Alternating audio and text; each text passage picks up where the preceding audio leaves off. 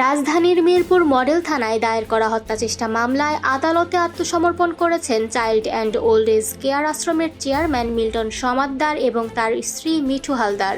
আজ শনিবার 17 মে ঢাকার মেট্রোপলিটন ম্যাজিস্ট্রেট মোহাম্মদ মিনহাজুর রহমান শুনানি শেষে তাদের জামিন নামঞ্জুর করে কারাগারে পাঠানোর আদেশ দেন।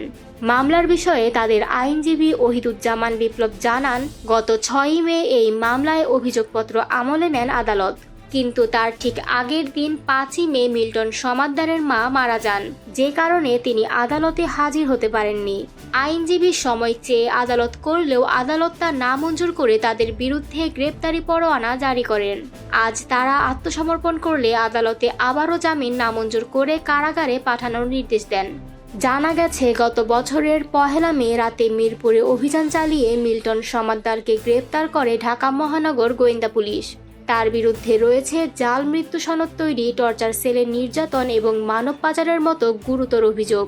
পরদিনই প্রতারণার মাধ্যমে জাল সনদ তৈরির মামলায় 3 দিনের রিমান্ডে নেওয়া হয় তাকে। এরপর মানব পাচারের মামলায় আরও 7 দিনের রিমান্ড চাওয়া হয়। শেষ পর্যন্ত আদালত 4 দিনের রিমান্ড মঞ্জুর করেন এবং রিমান্ড শেষে 9 মে মিল্টনকে কারাগারে পাঠানো হয়। কারাগারে থাকা অবস্থায় আরেকটি মারধরের মামলায় তাকে আবারও গ্রেপ্তার দেখানো হয়, তবে তিনি পরে 3টি মামলাতেই জামিনে মুক্তি পান।